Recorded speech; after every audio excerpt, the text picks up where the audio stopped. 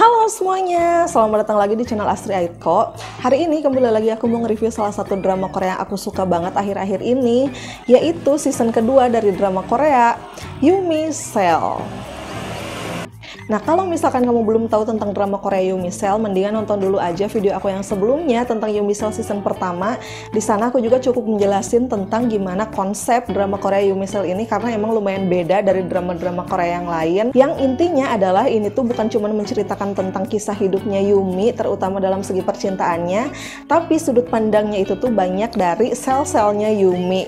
Nah, untuk di video kali ini aku bakalan fokus ngebahas tentang gimana Yumi Cell season kedua ini. Oke, langsung aja. Secara keseluruhan aku suka banget sama yang season kedua ini, karena ini tuh nggak beda jauh dari season pertamanya, karena ada beberapa drama Korea yang emang lumayan beda gitu antara season 1 sama season keduanya. Nah, kalau ini cenderung lebih ke ngelanjutin bahkan.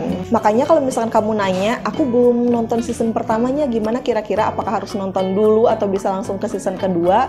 Menurut aku nonton dulu aja, karena season pertama pun seru. Nah, kalau misalkan kamu suka sama season pertama, pasti bakalan suka juga sama season kedua ini gitu. Soalnya ya itu nggak beda jauh. Jadi ceritanya itu tuh bener-bener ngelanjutin apa yang terjadi di season pertama. Karena bahkan di awal episode pun ini tuh udah ngebahas tentang gimana Yumi melewati fase-fase dia move on dari hubungan yang sebelumnya sama Woong gitu.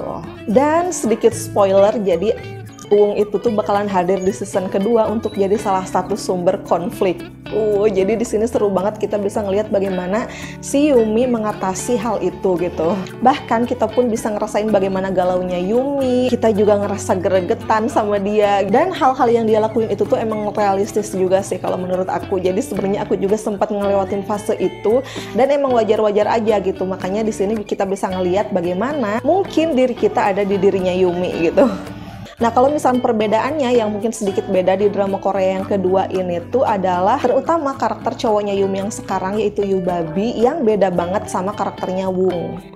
Di sini Yubabi itu tuh orang yang bener-bener to the point banget, nggak bertele-tele, pandai mengekspresikan dirinya gitu, apa yang dia rasakan, apa yang dia pikirkan. Yang sebenarnya masalah komunikasi itu tuh kan yang jadi problem Yumi sama Woong di season pertama gitu. Makanya karakter Yubabi ini tuh ngasih kesegaran banget di Yumi Cell season kedua ini. Nah, yang lainnya juga yang lumayan beda adalah di sini looknya Yumi lumayan berbeda dengan dia di season pertama, karena di sini dia rambutnya panjang gitu. Tapi kalau yang lainnya tetap sama aja sama di season pertama. Yang justru aku suka banget adalah misalkan kayak tone warnanya, terus stylenya Yumi, meskipun dia itu tuh rambutnya sekarang berbeda, tapi secara stylenya itu tuh tetap sama aja. Terus di drama Korea ini juga aku tuh suka banget ngeliatin barang-barang yang ada di rumah-rumah mereka gitu, karena emang lucu-lucu banget gitu. Pokoknya kalau nonton Yumi Cell itu tuh kita berasa jadi pengen beberes, pengen mandi, pengen cantik, pengen skincarean gitu, karena emang feel-nya itu tuh kayak berasa muda, bikin semangat, bikin kayak pengen resik gitu. Pokoknya menyenangkan deh nontonnya. Sebelum lanjut ngebahas dramanya, aku mau ngasih tahu sesuatu dulu bentar. Ini tentang body wash yang lagi aku pakai. Jadi kalau misalkan kamu kayak aku yang nonton Yumi Cell itu tuh langsung pengen bersih-bersih, pengen mandi, pengen wangi. Nah, ini tuh cocok banget untuk kamu coba, karena ini tuh beneran wangi banget body washnya. Body wash apa yang aku maksud yaitu Scarlett yang varian pomegranate. Kalau misalnya kamu ngikutin video-video aku sebelumnya, pasti udah tahu banget aku itu emang pemakai Scarlett. Jadi udah beberapa varian yang aku cobain, malah cuman satu deh kayaknya yang belum aku coba, yaitu varian yang mango, dan aku emang penasaran sih sama varian yang mango ini. Cuman sejauh ini dari sekian banyak yang aku coba, body wash yang paling aku suka itu tuh emang yang pomegranate sama yang coffee. Nah, si pomegranate ini pas kita pakai itu tuh langsung kecium aroma kayak buah-buahan sama aroma bunga gitu. Dan ini tuh gak bikin enak sama sekali wanginya.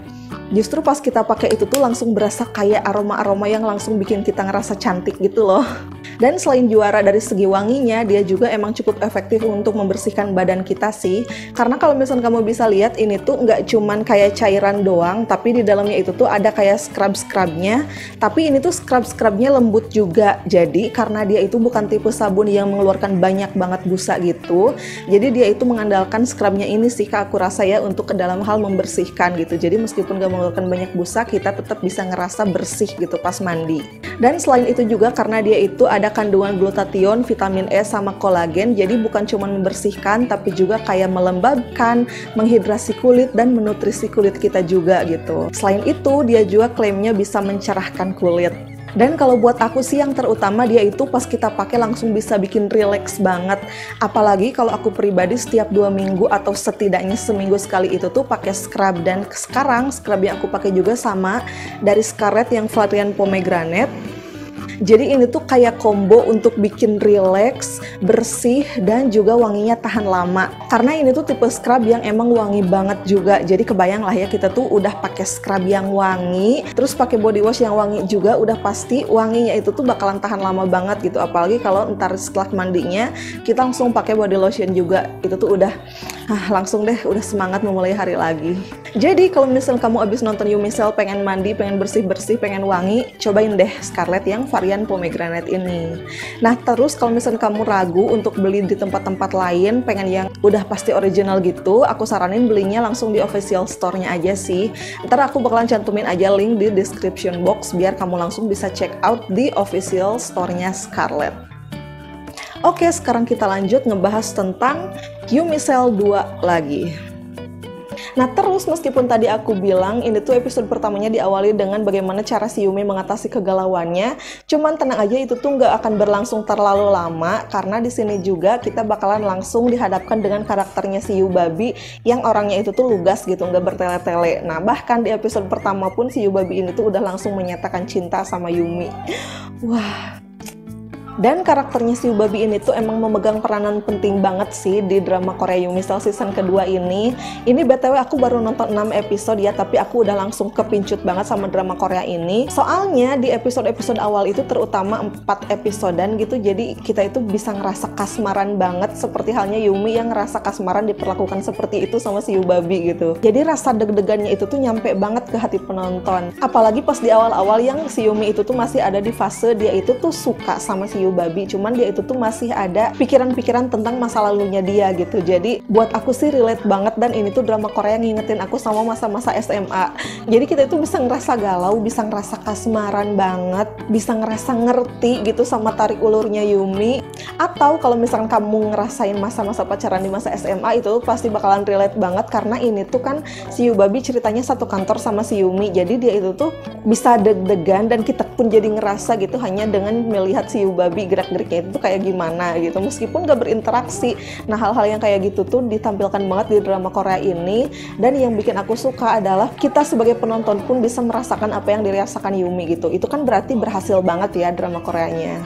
Terus yang aku suka juga adalah di episode-episode awal tuh, di masa-masa si Yumi lagi kasmaran dan lagi kebingungan itu tuh, kita itu tuh gak ke-distract sama sel yang ada di tubuhnya Yubabi gitu. Jadi kita itu bisa sepenuhnya ngerasain apa yang Yumi rasain karena kita kan gak tahu apa yang sebenarnya si Yubabi rasakan gitu. Dan salah satu komponen penting yang paling aku suka juga adalah di sini Yumi secara pribadi pun karakter dia itu tuh berkembang. Karena di season kedua ini tuh dia itu jadi kayak mencari jati dirinya dia dengan beralih profesi menjadi penulis gitu.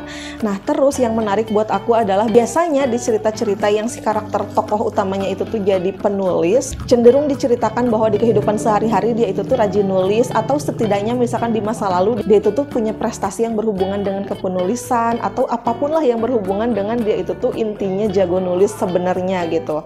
Meskipun di kehidupan yang sekarang nggak berprofesi sebagai penulis. Nah yang beda adalah di drama Korea Yumi Cell ini, si Yumi ini tuh sebenarnya nggak punya prestasi nulis, jarang nulis juga. Terus dia juga nggak pede sama cerita-cerita yang dia tulis di masa lalu. Selama ini juga nggak ngelatih nulis gitu, tapi tetap aja di dalam hatinya dia tuh ngerasa suka gitu, sampai dia berani memutuskan untuk mengambil langkah yang besar di kehidupan dia, yaitu berhenti dari pekerjaan dan beralih profesi, merintis karir menjadi penulis.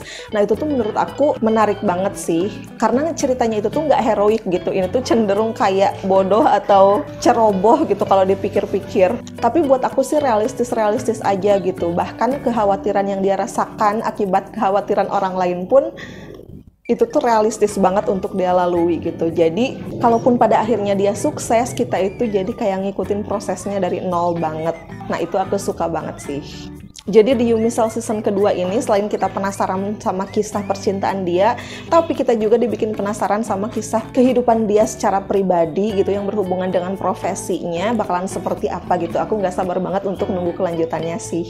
Nah cuman hal yang aku kurang suka adalah di sini menurut aku si Yubabi itu terlalu sempurna.